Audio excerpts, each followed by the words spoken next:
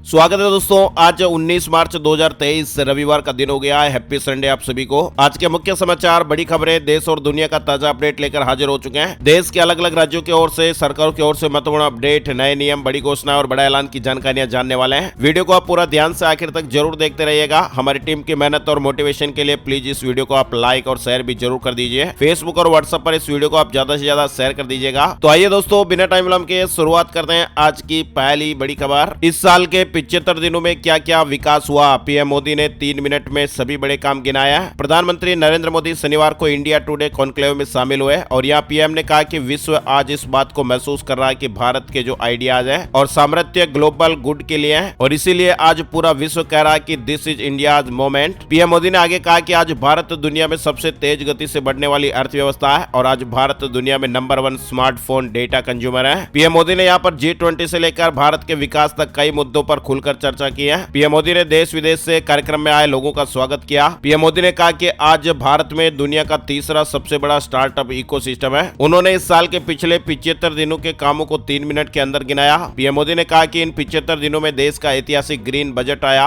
कर्नाटक के शिवमोगा में एयरपोर्ट का लोकार्पण हुआ, मुंबई में मेट्रो का अगला फेज भी शुरू हुआ, दुनिया का सबसे लंबा रिवर क्रूज भी चला, बेंगलुरु मैसूर एक्सप्रेसवे शुरू हुआ, दिल्ली मुंबई एक्सप्रेसवे का एक सेक्शन भी शुरू किया गया, मुंबई से विशाखापट्टनम के लिए वंदे भारत ट्रेनें चलना भी शुरू हुई। पीएम मोदी ने आगे कहा कि दुनिया मान रही है कि ये भारत का समय और एक नया इतिहास बन रहा है। चलिए आगे बढ़ते दोस्तों, बड़ी खबर आ रही है। वेदर अपडेट जान लेते हैं। उत्तर भारत के कई राज्यों में बारिश और ओलावृष्टि देखने को मिली है। दिल्ली में भी बारिश के बाद मौसम खुशनुमा हो गया है। दिल्ली में 5 दिनों तक बारिश का अनुमान है। वहीं राजस्थान में भी पश्चिमी विक्षोभ के प्रभाव से शनिवार को कुछ और इलाकों में बारिश और ओले भी गिरे हैं। उत्तराखंड में भी बारिश और बर्फबारी देखने को मिल रही है। उत्तर प्रदेश में बारिश और ओलावृष्टि की खबरें हैं। बिहार, मध्य प्रदेश, झारखंड सहित कई राज्यों में ओलावृष्टि और बारिश देखने को मिल रही है। आपको बता दें, दिल्ली, उत्तर प्रदेश, उत्तराखंड समेत कई राज्यों में बारिश के साथ एक बार फिर से ओले गिर सकते हैं। आईएमडी ने अगले 3 दिनों का पूर्वानुमान बताया है। 19 मार्च को रविवार के दिन उत्तर प्रदेश, उत्तराखंड, राजस्थान, छत्तीसगढ़ में बारिश होने का अनुमान है। मौसम विभाग ने 20 मार्च को पश्चिमी उत्तर प्रदेश, उत्तराखंड और पूर्वी राजस्थान के लिए अलर्ट जारी किया है। मौसम की डिटेल से विस्तार से खबरें हम स्काईमेट वेदर अपडेट में आगे देखेंगे। डॉलर की चमक को फीका करेगा रुपया। 18 देशों के साथ स्थानीय मुद्रा में व्यापार करने पर सहमति बनी है, यानी कि भारतीय रुपया अंतर्राष्ट्रीय मुद्रा बनने की राह पर अब तेजी से आगे बढ़ रहा है और ऐसा इसलिए क्योंकि दुनिया के कई बड़े देश भारत के साथ रुपए में व्यापार करने में रुचि दिखा रहे हैं। रुपए में दूसरे देशों से भारत का व्यापार आसान बनाने के लिए रिजर्व बैंक ऑफ इंडिया की तरफ से भी प्रयास किया जा रहा है और इसी कारण अब तक 18 देशों के 60 स्पेशल रुपया वोस्ट्रो अकाउंट खोले जा चुके हैं, जिसमें रूस और श्रीलंका जैसे देशों के नाम भी शामिल है। रुपए में विदेशी व्यापार होने से फायदा मिलेगा। डॉलर जैसी विदेशी मुद्राओं पर निर्भरता भी कम होगी। चलिए बड़ी खबर की बात करते हैं। माता वैष्णो देवी के भक्तों के लिए बड़ी खुशखबर आई है। 5 मंजिला दुर्गा भवन तैयार हो गया है और यहाँ पर 25,000 श्रद्धालु आराम से ठहर सकेंगे। चैत्र नवरात्र पर वैष्णो देवी में भक्तों को निःशुल्क ठहरने की सुविधा मिलेगी। कटरा में श्री माता वैष्णो देवी भवन का जो निर्माण है वो कंप्लीट हो गया है और इस भवन में 25,000 श्रद्धालु के ठहरने की सुविधा मिलेगी। केंद्रीय कर्मचारियों के लिए भी अपडेट आ रहा है। केंद्रीय कर्मचारियों को अगले हफ्ते डीए का तोहफा मिल सकता है। इस तरह की मीडिया रिपोर्ट्स और खबरें एक बार फिर से आई है। केंद्रीय कर्मचारियों और पेंशन भोगियों को महंगाई भत्ता, राहत, डीए, डीआर का इंतजार है और ऐसा अनुमान है कि अगले हफ्ते में सरकार इस पर बड़ा फैसला ले सकती है। उम्मीद की जा रही है कि सरकार डीए, डीआर में 4% की बढ़ोतरी करेगी। वह दोस्तों, अलर्ट करने वाली खबर भी लगातार चल रही है। कोविड रिटर्न इन इंडिया एक बड़ा अपडेट है। 19 राज्यों में कोरोना संक्रमण में बढ़ोतरी का रुझान दिखाई दे रहा है। केंद्र ने राज्यों को एडवाइजरी भी जारी कर दी है। देश में H3N2 फ्लू के संक्रमण के बीच ही कोरोना के मामले भी बढ़ रहे हैं। केंद्रीय स्वास्थ्य मंत्रालय के अनुसार 19 राज्यों और केंद्र शासित प्रदेशों में संक्रमण में बढ़ोतरी का रुझान है। दक्षिणी राज्यों में संक्रमण दर में बढ़ोतरी हो रही है, इसलिए सरकार से ज्यादा जांच पर जोर दिया जा रहा है। वही आपको बता दें, कोविड-19 से दुनिया भर में अब तक 70 लाख से अधिक मौतें हो गई है। WHO ने कहा कि इस वर्ष मौसमी फ्लू की तरह यह महामारी रह जाएगी। बड़ी खबर उत्तर प्रदेश को लेकर, यूपी में जारी रहेगी बिजली हड़ताल। कर्मचारी नेताओं का ऐलान हुआ है। ऊर्जा मंत्री जी के साथ बैठक बेनतीजा खत्म हो गई। मंत्री और कर्मचारी नेताओं के बीच 3 घंटे तक बैठक हुई, वो बेनतीजा रही है।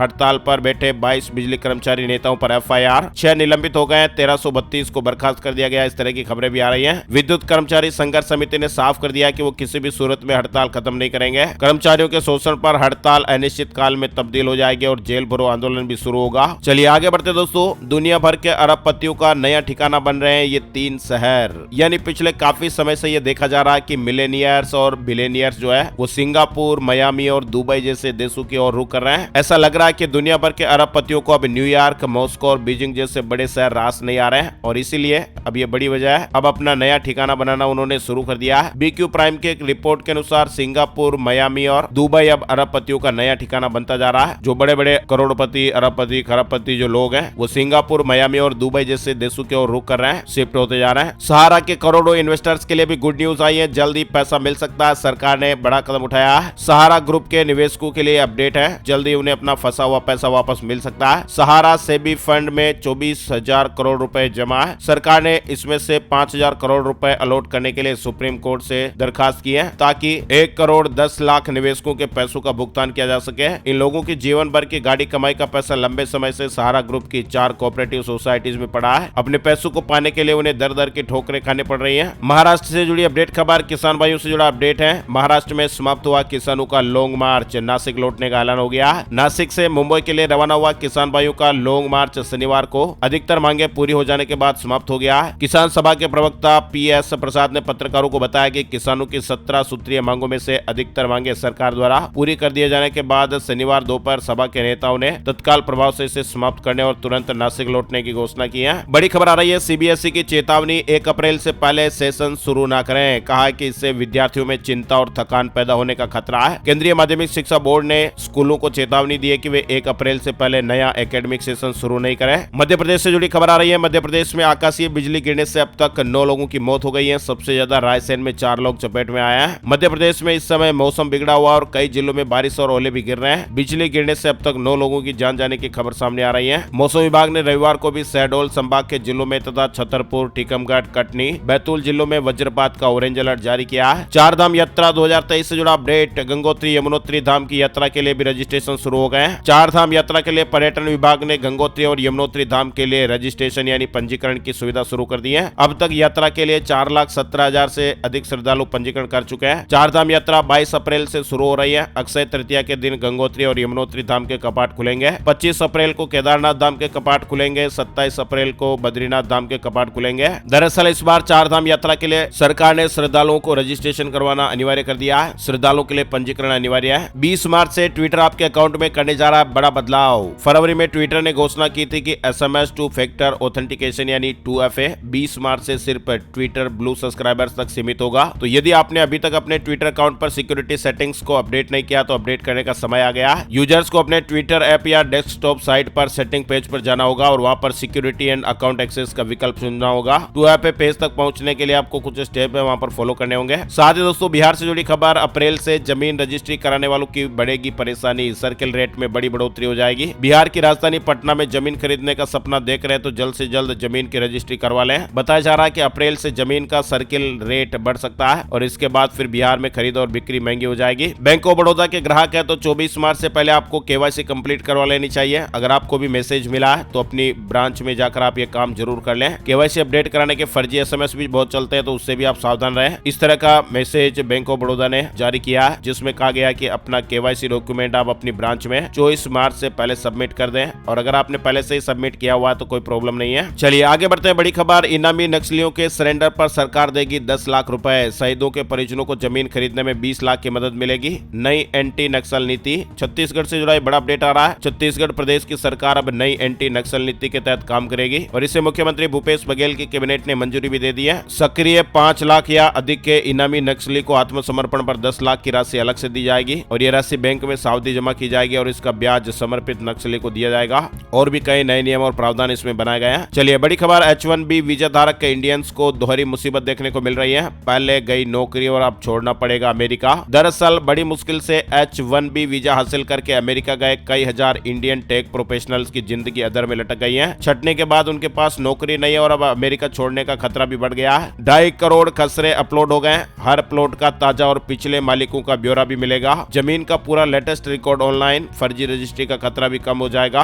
तकरीबन 10 साल की कवायद के बाद अब अंततः छत्तीसगढ़ के सभी 33 जिलों में हर जमीन के लेटेस्ट 2 साल जमीन रिकॉर्ड ऑनलाइन कर दिए गए हैं। इसी हफ्ते 2021-22 और 1 अप्रैल 2022 से अब तक के रिकॉर्ड ऑनलाइन करने की प्रक्रिया पूरी हो गई है। राजस्थान से जुड़ी बड़ी खबर आ रही है। डायबिटीज मरीजों को लाखों का इंसुलिन पंप फ्री में लगेगा। रोजाना नहीं लगवाना पड़ेगा इंजेक्शन। CM अशोक गहलोत ने यह बड़ी घोषणा की है। राजस्थान सरकार ने डायबिटीज के मरीजों को बड़ी राहत दी है। CM अशोक गहलोत ने इंसुलिन पंप को चिरंजीवी योजना में फ्री लगाने की घोषणा की है और ये पंप बाजार में 2.5 लाख से लेकर 8 लाख रुपए तक के आते हैं। दिल्ली से जुड़ी खबर आ रही है। मोहल्ला क्लिनिक की सुविधा के बाद अब दिल्ली सरकार सरकार ला सकती है मोहल्ला बस स्कीम। इस तरह की अपडेट्स खबरें चल रही हैं। इस साल दिल्ली सरकार का बजट इंफ्रास्ट्रक्चर डेवलपमेंट पर केंद्रित रहने वाला है और इस पर सरकार बड़ा निवेश करेगी। मीडिया रिपोर्ट्स के मुताबिक लास्ट माइल कनेक्टिविटी बढ़ाने के लिए दिल्ली सरकार मोहल्ला क्लिनिक की तरह ही एक नई मोहल्ला बस स्कीम लाने जा रही है। जिस तरह मोहल्ला क्लिनिकों के जरिए लोगों को घर के नजदीकी इलाज की सुविधाएं दी जा रही है, उसी तरह से मोहल्ला बस सर्विस के जरिए रिहायशी कॉलोनियों से नजदीकी इलाकों में आने जाने के लिए लोगों को बस सेवा उपलब्ध कराई जाएगी और इसके तहत छोटी साइज की बसें चलाई जाएगी। दिल्ली वालों के लिए काम की खबर आ रही है। 31 मार्च तक पूरा हो जाएगा चिराग दिल्ली फ्लाईओवर की रिपेयरिंग का काम। 12 मार्च से चिराग दिल्ली फ्लाईओवर का काम चल रहा है। पीडब्ल्यूडी मंत्री आतिशी ने भी जायजा लिया है, यानी एक डेडलाइन तय की गई है कि 31 मार्च तक ये काम निपट जाना चाहिए। रोजगार बढ़ाने के लिए एनसीएस 2.0 लाएगी सरकार। श्रम एवं रोजगार मंत्रालय के वेबसाइट पर युवाओं का विश्वास बढ़ रहा है। युवाओं के कौशल विकास और रोजगार को बढ़ावा देने के लिए मोदी सरकार लगातार प्रयास कर रही है और इसी कड़ी में नेशनल कैरियर सर्विस यानी एनसीएस जो सरकार की ऑफिशियल वेबसाइट है, एनसीएस पोर्टल है, इस पर युवाओं के लगातार विश्वास बढ़ रहे हैं और उपस्थिति को देखते हुए श्रम और रोजगार मंत्रालय जल्दी इसका एक नया और उन्नत संस्करण एनसीएस 2.0 लाने वाला है। यानी इस वेबसाइट से देश भर से जो नियोक्ता है, नौकरी तलाशने वाले युवा है, इसके अलावा रोजगार से जुड़े अन्य पोर्टल को जोड़ने की तैयारियां हो रही हैं। उत्तर प्रदेश में अब तक 63 अपराधी ढेर। सफाई की यही रफ्तार रही तो जल्दी सेंचुरी पूरी हो सकती है। लखनऊ में शनिवार को रक्षा मंत्री राजनाथ सिंह जी ने इस तरह की बात कही है। राजनाथ ने कहा कि सीएम योगी आदित्यनाथ ने भय मुक्त समाज बनाने का कार्य किया है। भारत के ड्रग नियामक डीसीजीआई ने सभी राज्यों और केंद्र शासित प्रदेशों के ड्रग कंट्रोलर और फार्मेसी काउंसिल ऑफ इंडिया को एक महत्वपूर्ण पत्र लिखा है, जिसमें यह सुनिश्चित करने के लिए कहा गया कि रिटेल मेडिकल स्टोर में फार्मासिस्ट खुद मौजूद रहे और दवाइयों की बिक्री उनकी सीधी निगरानी में हो। मेडिकल स्टोर से जुड़ा महत्वपूर्ण अपडेट है। सरकार ने अब नियमों को सख्त कर दिया है। राजस्थान में नंदीशालाओं को अब 12 महीने का अनुदान मिलेगा, यानी राजस्थान में स्थापित नंदीशालाओं को अब 9 महीने की जगह पूरे साल यानी 12 महीने का अनुदान दिया जाएगा। साथ ही गौशालाओं में अपाइज और अंधे गोवंश के लिए भी भरण पोषण अनुदान 12 महीने दिया जाएगा। महिला प्रीमियर लीग यानी WPL के 16वें मुकाबले में रॉयल चैलेंजर्स बेंगलुरु ने गुजरात जॉइंट्स को 8 विकेट से हरा दिया है। आरसीबी ने लगातार दूसरे मैच में जीत हासिल की है। बिहार में लागू होगी IT पॉलिसी, 4 लाख स्किल्ड युवाओं को रोजगार मिलेगा। मंत्री जी ने इस तरह की बात कही है। बक्सर में 500 मकानों पर बुलडोजर चलेगा। सरकारी जमीन पोखर पर बना लिए पक्के मकान। इस तरह की मीडिया रिपोर्ट्स और खबरें बक्सर बिहार से जुड़ा अपडेट है। झारखंड में शिक्षकों के तबादले के लिए फिर से समय सीमा तय हुई है। 30 जून तक पूरा होगा सरप्लस और बीमार टीचर्स का ट्रांसफर। उड़ीसा में होमगार्ड को 533 रुपए हर रोज मिलेंगे। सुप्रीम कोर्ट ने हाई कोर्ट के फैसले को बरकरार रखा है। होमगार्ड के लिए जरूरी अपडेट है। इसके अलावा दोस्तों उत्तर प्रदेश में संबल कोल्ड स्टोरेज के 2 मालिक गिरफ्तार हुए हैं। छत गिरने से 14 लोगों की मौत हो गई थी। अब तो दोस्तों इंस्टाग्राम और फेसबुक पर भी आप सबको ब्लू टिक मिलेगा।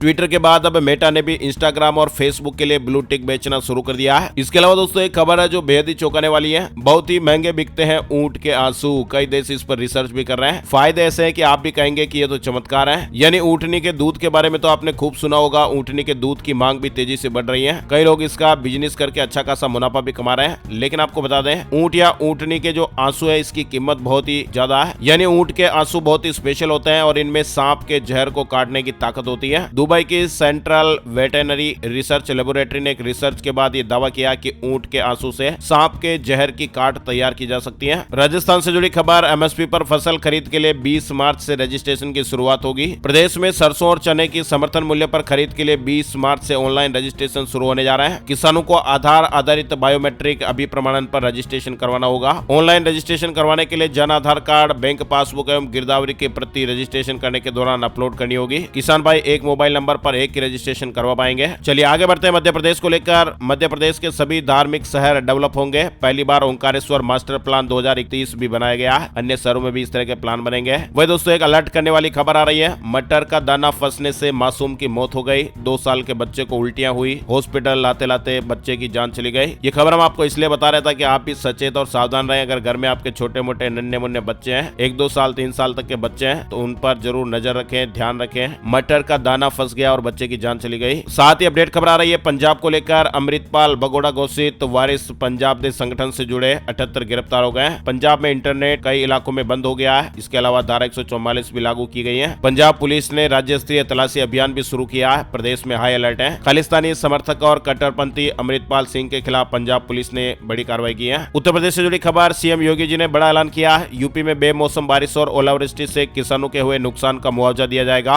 इक्वाडोर में भूकंप के तेज झटकों से बड़ा नुकसान हुआ है। 12 की जान चली गई। कई बिल्डिंगें तबाह हो गई है। 6.8 इसकी तीव्रता रही। साउथ अमेरिका में ये कंट्री है। वह दोस्तों आपको बता दें 126 दिन के बाद एक दिन में कोरोना के 800 से अधिक मामले दर्ज हुए हैं। भारत में बीते 24 घंटे में कोरोना वायरस के 841 नए मामले सामने आए हैं। अब बात कर लेते हैं दोस्तों वेदर न्यूज एंड एनालिसिस में संपूर्ण भारत का आज 19 मार्च 2023 का मौसम पूर्वानुमान। मौसम की जानकारी का ताजा अपडेट आ चुका है। स्काईमेट वेदर अपडेट के मुताबिक अगले 24 घंटों के दौरान दक्षिण पूर्वी मध्य प्रदेश, विदर्भ, दक्षिण छत्तीसगढ़, उत्तर तटीय आंध्र प्रदेश और दक्षिण उड़ीसा में हल्की से मध्यम बारिश और गरज के साथ बौछारें संभव है। वहीं पश्चिमी हिमालय, पंजाब, हरियाणा, दिल्ली, उत्तर प्रदेश और राजस्थान के कुछ इलाकों में भी गरज के साथ हल्की से मध्यम बारिश, बिजली चमकने और तेज हवाएं चलने की संभावना है। हिमाचल प्रदेश और उत्तराखंड के कुछ इलाकों में भी ओलावृष्टि हो सकती है। इसके अलावा विदर्भ, मध्य प्रदेश, उत्तरी छत्तीसगढ़, उड़ीसा, बिहार, झारखंड, पश्चिम बंगाल और पूर्वोत्तर भारत के कुछ इलाकों में हल्की से मध्यम बारिश और गरज के साथ तेज हवाएं चल सकती है। तमिलनाडु, आंध्र प्रदेश और आंतरिक कर्नाटक में हल्की से मध्यम बारिश और गरज के साथ बौछारें पड़ सकती हैं। आज के मुख्य समाचार अपडेट में फिलहाल बस इतनी ही खबरें। अगर आपको हमारा ये प्रयास अच्छा लगा तो प्लीज वीडियो को लाइक और शेयर जरूर कर दीजिएगा। Thank you, take care, good bye, जय हिंद, जय भारत, वंदे मातरम।